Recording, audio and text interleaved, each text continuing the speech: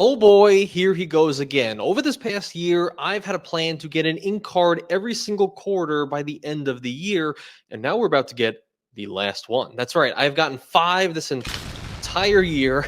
Following this plan, you could see right here in this video that I uploaded 8 months ago, so I'm a little bit ahead of schedule, but that was to get an ink card every single quarter. It was ridiculous at the time, and now it's actually one of the smartest things I've ever done. And not only getting Chase ink cards for my real estate business, but also my YouTube business, also my wife's business, and then also some other subsidiaries of the YouTube business. Essentially, I've gotten five different ink cards, four for me, one for my wife, and at least on my side, all four of the ones that I've gotten have all been under sole proprietor with my social security number. That's right, I've not filed an LLC between any of these cards. And that's right, some people ask when they see all these cards, is they say, are you able to get a welcome offer on the same exact card, or can you just get them continuously? Do you have to wait any certain amount of time to be eligible for a welcome offer? And the answer is no. That's right. You can get a ink unlimited, another ink unlimited. In fact, I got two of them back to back, and then two ink cashes back to back. Got the welcome offer under the same business, the same social security number, and you are fine, and there's no cooldown timer that I know. And so this has been a lot of fun, and I've been able to get a lot of different cards throughout all of my businesses and my wife's businesses. But unfortunately, the ink train does stop, and at least for me, I think it's going to stop a little bit with this application. I think this is the final one for the entire year.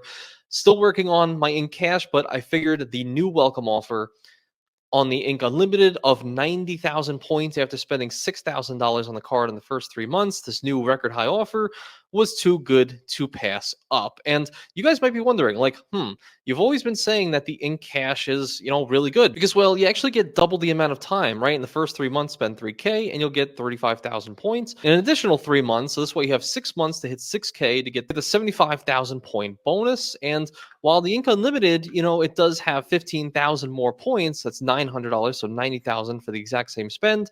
You just have to do it in 3 months. So at any other points, if I was in a different situation, I probably would go with the Ink Cash, even though the Ink Unlimited has a higher offer.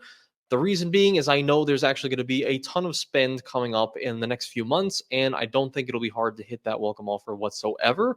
And I'm still about halfway through my in cash that I just got, maybe last month. So that also I have until February to hit the welcome offer there. So I think we have plenty of time to hit both. But I don't recommend most people to hit multiple welcome offers at the same time. Usually I recommend just get one card, get the minimum spend, keep using it, and then get another one at some point when you want to. But outside of just the welcome offer, there's actually a very good reason I'm choosing the Ink Unlimited. Now, I know you can just product change to the Ink Cash, right?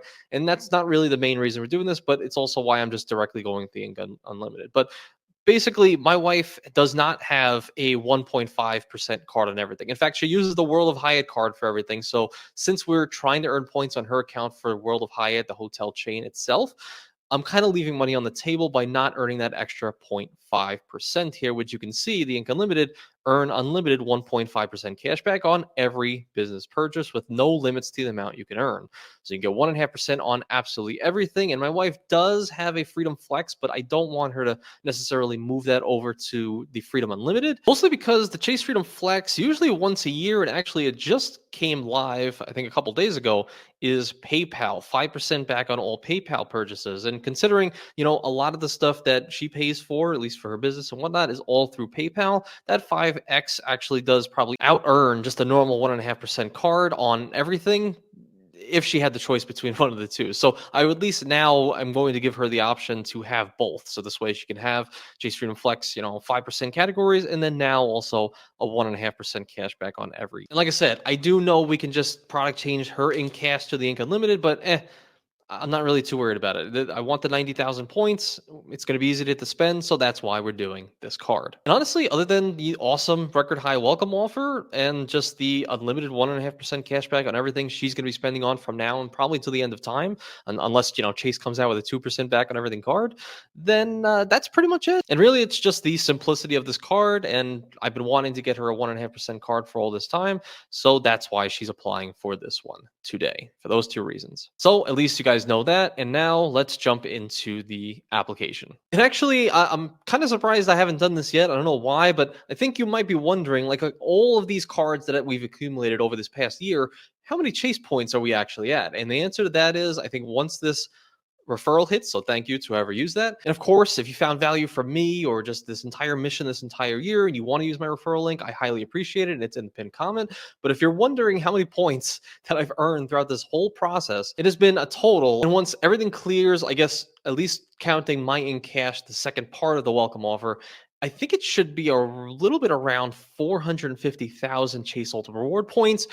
And that's after factoring in, I spent like maybe 60 to 100,000 or something like that this year on Chase Ultimate Reward points for stays that I've done in vacation. So I think around 450,000 between me and my wife. And that's not even factoring in what I forgot to mention, all the points I transferred to Hyatt hotels over the past year, which is about 200,000. So altogether, if this card was approved and if we get the welcome offer, we'll be at probably 750,000 Chase points slash Hyatt points, all from the Ink Train this entire year. Insane. And if you're asking what I'm going to do with all those points, what are you going to do with that stash of 500,000 hopefully if you get it? The answer is, I don't know yet. It depends on which country we want to go to first. If we go to Italy, 100%, I'm spending the extra money and going to the Palazzo Manfredi. I've been saying it for so many years. I want to do it now, and I really want to do it. If I go to Japan, it's going to be the Park Hyatt Tokyo. If I go to Hawaii, it's going to be the Andaz in Maui, if there's any award availability whatsoever. I don't really know. The only thing I know is I'm hoarding these points so this way I can use them for future travels, baby. And that's all I care about. So this way, once we do travel, everything is covered. Okay. And I want even more points so this way we can have more vacations for the future. So let's see if we can actually get this new Ink Unlimited right now. All right. So now we're on the application page and look, I get it. I get it. Okay. You have seen me on this application page more often than probably anyone else on earth in this last year. I get you're tired of it. I get it. I'm going to try to go through it as fast as possible for those people who have never seen this before in their lives. And I just want you to sit tight. And if you want to hang out for the application, I appreciate you. But for those who are unaware about everything that I've learned in this past year by getting, 5 and maybe 6 business credit cards in the last year, here's all the main things that I learned. And here's what you really don't have to worry about. So fill all of this stuff out as you normally would. If you're not sure if you're an owner, if you're a member, your partner, all these different things, these things are usually appointed and you make this for yourself. Now, I always just put owner. It's the easiest thing. I have a sole proprietor, social security number. I never filed an LLC. I just put owner. Okay. Personal details. Cool. Social security number. Cool. Otherwise, if you do not have a social security number, you can do an ITIN. That's for people who do not have social security numbers. You have this. You will know if you have this, if you don't. For the rest of us, social security number. Okay. Address, you know the deal. This is going to be your personal home address. That's what it says here, home address. So you put your home address there. Nice. Now we're going to go into the main things. So total gross annual income. This is the same number you're going to put on any application, for credit cards or anything really in the world. You're going to put your total gross annual income. This is going to be all the income that you can bring in a given year. So if you're talking your main job, your W-2 employee, do you have a 1099 somewhere? Can you include your side business, maybe reselling Saks gift cards on eBay? Who knows what you do in your spare time? Or even if you bake goods on the side and you make $100,000 a year just by selling baked goods.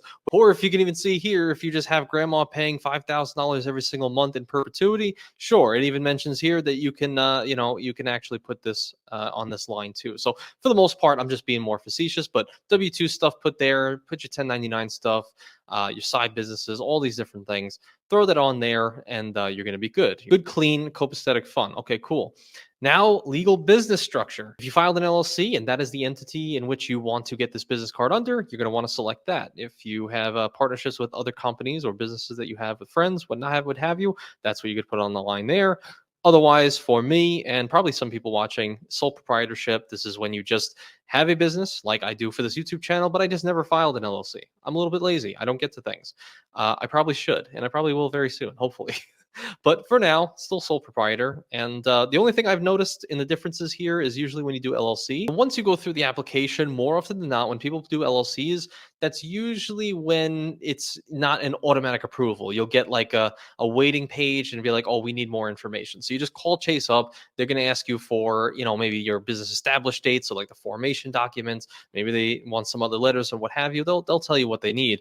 And then you send it in and then you can get approved. But typically with sole proprietor, you never really have to send it in. I could be wrong. Let me know in the comments, but I haven't seen anyone do it under sole prop and need to verify additional info unless like they've never had a Chase account whatsoever, or maybe they need like photo ID or something like that. But something like that, I think I've maybe heard of, but at least for me, I've either been automatically denied or just automatically approved. So we'll see what happens today. Business legal name, that's going to be, if it's an LLC, you have created a business legal name. So it's probably going to be something other than your first name, unless that's just how you had it set up. For me, sole proprietor, it's just going to be the same name. So I'm going to put Anthony Venture here, and then desired business name on card does not matter whatsoever. I always joke that we put it as Mrs. Venture, if you can see right there, Mrs. Venture under her card for the desired business name. Doesn't really mean anything. It's not too important. I just put my same name there.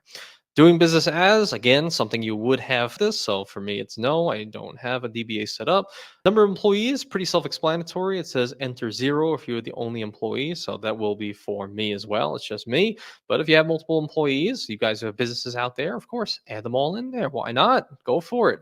Business tax ID. If you are a sole proprietor like I am, I'm just going to choose my social security number. If you do have an LLC, yes, of course, you could still apply under your social security number for the tax ID, or if you have set up an EIN already, then that's what you're gonna want to put in there. So that's the idea there, and that's kind of the discrepancy that I've seen, in which maybe sometimes they'll ask for additional documentation, but it all just depends on what category or how you actually formatted your LLC. Okay, cool. So you're gonna want to throw it in there, whatever it actually is. Is your business address different than your physical address? For me, doesn't really matter whatsoever if it goes to different places, but for me, yes, I'm just gonna have it set as the same as the personal address, so it comes to the house, a little bit quicker. There's a phone number. Okay, cool. Now here's where the main thing comes in, and where you guys have heard me talk a million different times on this. So I'm sorry again for those in the back who haven't heard this. Okay, so business established date. So from everything that I have heard and have learned over this past year, is so long as that this business established date is over a year old, you're pretty much in the clear for some of the initial flags that would hit you in the system. Not saying you can't get approved if you mention that this is only, your business is 3 months old or a month old. I'm just saying that over time, I've noticed that if people have put a year or older, that's when people started getting more auto approval. So if it's August, September, what have you, then we're gonna have to put this at a year old at least. So hopefully your business is already that old, so we can put it at 08 2023 or something like that. Or, I put that in wrong, but 08 2023, something like that. And that's what you would do. For me, this YouTube channel has been established for a few years now, so I don't have to run into that issue whatsoever. My wife's business, it's already, 3.5, maybe even 4 years old at this point. So she's not going to run into this issue whatsoever. Of course, if you have an LLC, you have a formation date, that's not something you can, fake or lie or extend arbitrarily. You already have a date of formation. So that there is a set date for this. For those of you guys like myself who are doing sole proprietor, there's technically no paper trail, so to speak, of when you established a business. The way I put it, it's like, if you're at the 11th month mark and 10 days, call it a year, maybe a year and 1 month, something like that. It's not a big deal in the grand scheme of things. And from what I've seen, if it's over a year old, really over 6 months old, but for the most part, if it's over a year old, that's when people started getting more and more approved, when they started putting that. And I've seen that in my own experience when my business went from 3 months old to 6 months old to over a year old. And then once it was over a year old, started getting approved much more often. I'm not saying it's the only metric, but it is a metric that is important. Annual business revenue. So one thing I've noticed is that when the number was kind of below 5,000, don't ask why. This is just, from now years of trying this out and testing and retesting and hearing people's testimonials and asking them questions. Seems like when this is less than 5,000, so, whatever the actual number is, but 5,000 and above, I started noticing people had better applications, better processes, more auto approvals. So take it with a grain of salt.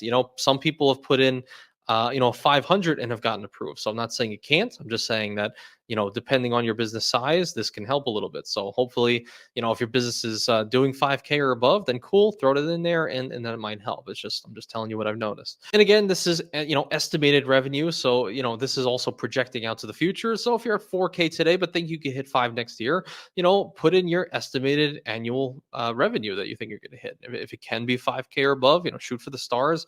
Hopefully, you land on the moon, right? If you come up short, but if you can hit that number, then cool. Okay, awesome. Estimated monthly spend. So again, more estimations here. I personally just like to put what I truly will be putting on this card in the next few months. So it have to hit, what's the welcome offer for 6,000 in the first 3 months. So what is that? $2,000 every single month. So on this application, I mean, realistically, that is what I'm going to be doing. I'm going to be doing at least 2,000 a month or 1,000 a month, and then maybe a bigger lump sum when things come around and what have you. So I just generally like to put the higher number if it's available. If I can, and if I am going to be doing that, and then if it tapers off, in the months after, all right, fine, whatever has to happen. But of course, if your estimated monthly spend is probably just going to be 500, and you don't want to stretch it, and you just want to play it safe, then put that in there. But honestly, there's really nobody cares. I'm sorry to say, I'm sorry if Chase is watching this. The main thing is you're spending money on their card year after year. That's the main thing. You just want to be a good customer. The reason we're getting all these cards is so that we can use their cards for the long haul. Use all the business cards, separate them by each business. So this way, at the end of the year, maybe it's easier for write-offs. Obviously, you're able to kind of itemize and see how much you've earned via each business and how many points you've earned through all these business cards. So that's the main thing. It doesn't really matter so much. They just want to see how profitable you will be to them in the future. So that's why I like to show maybe the higher number, because that is truly what I'm going to be spending over time. But the main thing is just be a good customer, get the cards, use the cards, make the bank money so you can make money too. That's the main thing. We're getting these cards so this way we can enhance our daily life, our personal life, our business life, all those different things. So cool. And then once you actually put all this information in, then you're going to be getting the business classification pop up right here, which is a little bit different than it used to be. Now you can just add keywords for your business. And so for the business description, of course, you want it as closely related to your business as possible. So in the past, like when I've done my real estate, I'll actually write that here to show you guys how it populates. So you'll hit that, you hit enter. And then for me, since I'm a real estate agent, it would be offices of real estate agents and brokers. So for the YouTube channel, even though it might be wrong, but it doesn't really mean really too much in the grand scheme of things. You just want to have it as closely related to your business as possible. So for me, over the years, I've always tried to put it pretty much the same exact one that has always kind of worked and kind of worked with the niche. So I would say internet, information, and then subtype again. I go down here, I do internet broadcasting, social network, and then again, social network. So this is the one that I've kind of always used in all of my, applications. And listen, it's always been fine. Now that that is all done, we can go down to the bottom and we can hit I've agreed to the above, and I can hit submit. But let me put in all the information first. So I'll be right back. All right, so let's hit I've read and agreed to the above. Man, I feel like I've done this a million freaking times this year. For real. Okay, so now we're going to hit submit, baby. Let's do it. Oh no, it's doing that thing again where I hit submit and it seems like it's not doing anything, so it makes me do it again. It might be working right now. This is like the new thing that they're doing where they don't do like the scrolly wheel. They just literally make you believe you hit it, and then it just gives it to you. Bam! Let's go, baby! Let's go! You're all set. Woo! We are freaking 6 for mother effing 6 this year. Oh my goodness gracious! A $3,000 limit. Chasing business unlimited under my wife's account. And for quite literally the 6th time this year, I'm sorry, but I always have to mention, if you want to also try your hand and try to get some stuff for your businesses, pin comment down below is our personal referral links. I will salute you forever if you decide to use it. I guess that's it. I guess that's pretty much everything. Wait a second. Where am I?